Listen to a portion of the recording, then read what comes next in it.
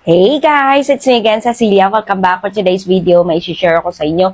Kaso lang guys, hindi ko alam kung saan pwedeng bumili nito. Ito isi-share ko sa inyo guys, OG. And this is from US. Ayan, kaya ang sabi ko, hindi ko alam kung saan pwedeng bumili nito. Kasi kapag may sinishare ako dito, tinatanong nyo or itatanong nyo na naman kung saan bibilin. So ito ngayon siya guys, bigay lang sa akin to. At kaya na sinishare ko sa inyo ngayon para may content na din ako at the same time, maganda talaga siya. I love it. Yes, totoo po yun. Kasi sa tuwing mag-share ako dito, kailangan yung maganda at effective sa akin. Pero syempre, hindi rin ako sigurado kung okay sa inyo, di ba? Pero ito, sigurado ako na magugustuhan niyo din talaga to. This is OG and herbal po to siya guys na, basta, lipstick ito siya guys. Wala na putol, OMG! Ito lang yung pinaka-ayoko sa mga lipstick na ganito, no? Kasi napuputol siya, nahuhulog siya, and then, sobrang mahal. Tapos, yung amoy niya, amoy herbal talaga. Yung, alam niyo yung amoy dahon-dahon na pinatuyo, yun, parang ganun siya. And sa mga nasa ibang bansa, alam ko, makikita nyo to sa kung saan-saan lang dyang, kung saan-saan lang ano dyan. Pero, ang mahal nito kapag nasa Pilipinas tayo dahil syempre, nasa Pilipinas tayo. Pero, ang ganda ng ano na to guys, OG, yung brand na to, napakaganda. Alam nyo yun, sa TikTok ngayon, lahat ng mga sikat na TikToker o affiliate or nasa affiliate marketing na nasa ibang bansa, ito yung pinopromote nila kasi napakaganda talaga ang product ng OG. OG, lahat po sila, meron silang, kompleto po sila ng mga produkto. Meron silang foundation, merong pang contour, merong lipstick or iba't ibang klaseng lipstick, meron po sila. And then itong lipstick na ito ay parang pencil. And then syempre para na ako naka-lipstick. So, itatry natin siya guys. Maganda to i-apply dito sa pang eyeshadow natin and then dito sa cheeks natin. Maganda po siya mga mi. And then syempre try natin sa ating lipstick. Ayan.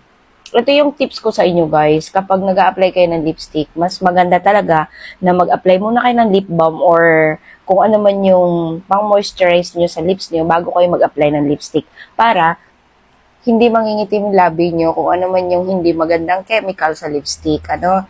Pero ito guys, the best. Kasi nga po, herbal po siya. No cruel, basta no harmful sa balat natin, sa labi natin.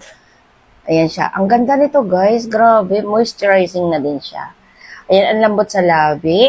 Ang hindi ko lang gusto dito, natatanggal siya kapag dumikit doon sa loob. Pero guys, ang mahal ng OG. Ayan, OG. Bigay lang sa akin to. Oo. Siguro kasi hindi niya gusto yung amoy. Kasi hindi naman siya totaling mabango or hindi siya totaling mabaho. Basta yung amoy dahon-dahon. Ganun. So, ayan siya guys, i-apply din natin dito sa ating, pwede ito i-apply sa ganito natin. Ayan, tignan nyo. Ayan, ganyan lang siya.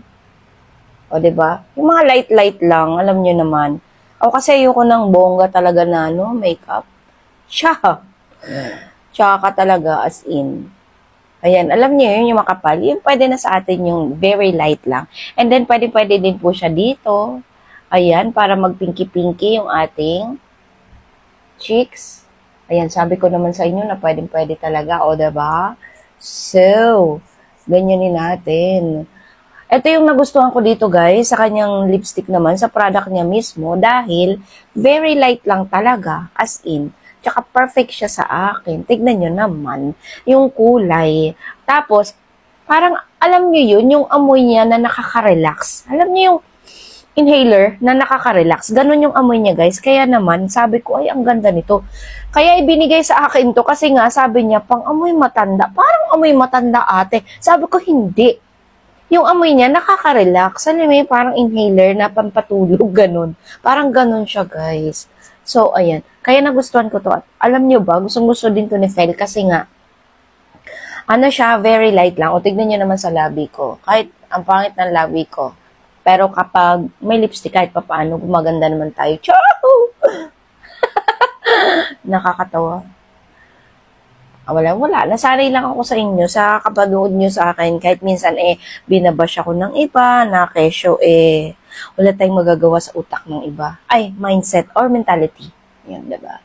Kaya, ayusin na lang natin yung ating mentalidad para gayahin din tayo. Maging idolize nila tayo, 'di ba? So, ayan siya guys. Wala, gusto ko lang i-share sa inyo tong OG. Nagpa-cute. Sabi nila, kapag ikaw until now, matanda ka na, nagpapa-cute ka pa din, immature ka pa din, sabi nila. Kaya ayoko magpa-cute. Last na yun, last. Oh!